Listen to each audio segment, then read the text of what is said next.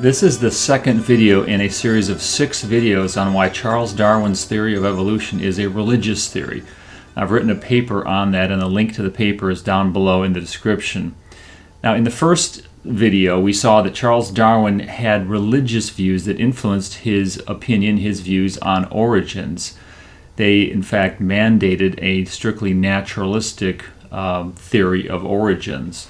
And this was by no means particular to Darwin. This was common in the culture in Great Britain at that time, in Europe in general.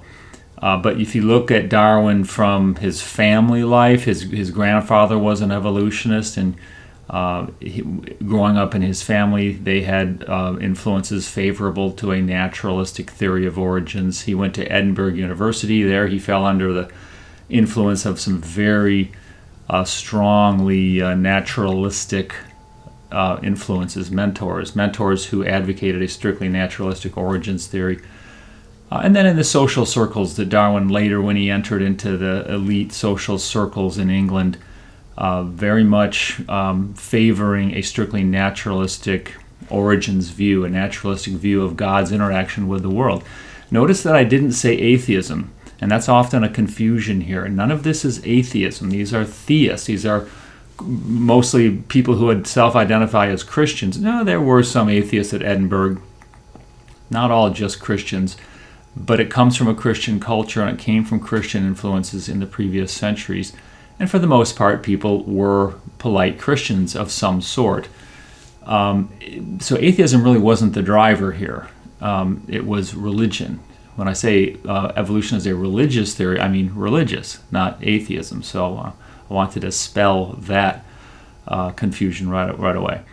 Now, here in the second video, we're going to look at another rebuttal to the obvious fact that evolution is a religious theory. And the rebuttal is, yes, Darwin, okay, he had religious influences, he had a religious axe to grind, he had his own religious opinions that favored evolutionary theory, okay, fine. Also, Darwin made religious claims in his book on evolution, The Origin of Species, 1859. But the rebuttal is that those religious claims that Darwin made in the origins were not epistemologically determinative, not epistemologically important. In other words, they weren't part of his arguments for evolution. They didn't make or break the arguments for evolution. Those were based on science. He made these arguments about religion, but they were not epistemologically important. Well, that also is false. Again, the religious claims, the religious statements, the doctrines that Darwin advocates and states as fact in The Origin were epistemologically important. His arguments utterly hinged on those claims. Without the religion, it fell apart. And I'm going to show you some examples of that.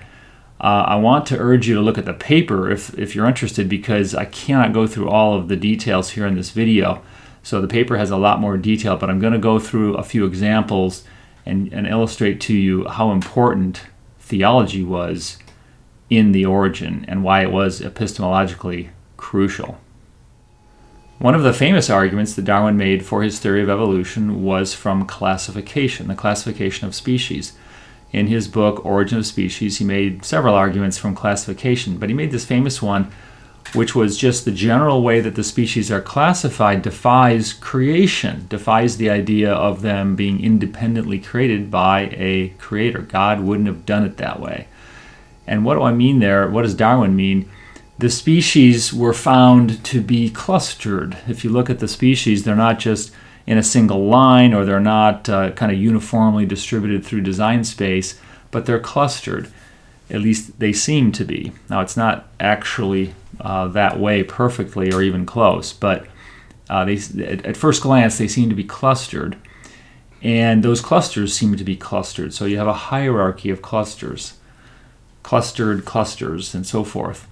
Darwin found that to be impossible, unexplainable, inexplicable on the theory of independent creation. God wouldn't have done it that way. There's just no explanation for why God would have done it that way. And therefore, evolution must be true, one way or another. Somehow, some way, they must have evolved because they couldn't have been designed that way. It was an epistemologically important argument. The theology was epistemologically important. The claim that God wouldn't have done it that way was crucial to the argument.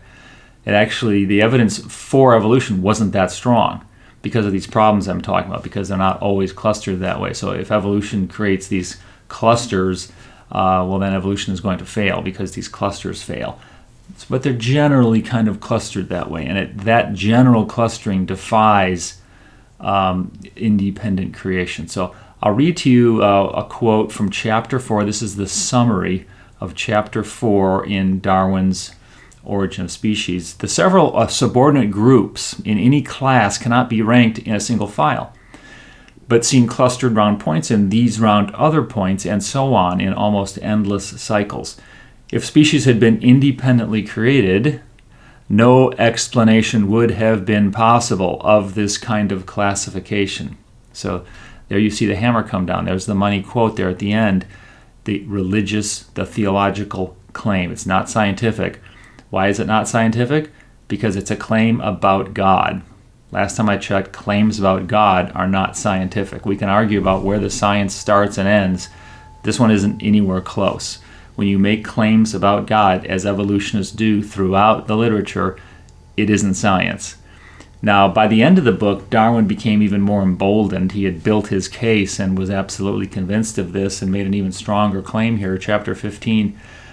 And by the way, I'm reading from the 1872 6th edition of The Origin.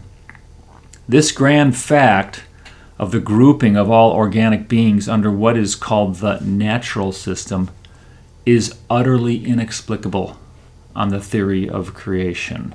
So there you have it, a religious claim in what evolutionists claim is a scientific theory. Well, it can't be a scientific theory if it's making religious claims. You can't have both. And that's why evolutionists say these claims are not epistemologically important. Well, of course they are. They're crucial. The religious claims, the claim hinges on the religious premise. Let me give you another example. This one comes in Chapter 6, again at the summary of Chapter 6. Now, Chapter 6 was interesting because Darwin looked at the problems with his theory. He had to look at his problems.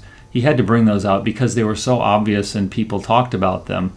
How could the species have evolved? How could a transmutation be true because of all these problems? So Darwin really had to bring those out and talk about them.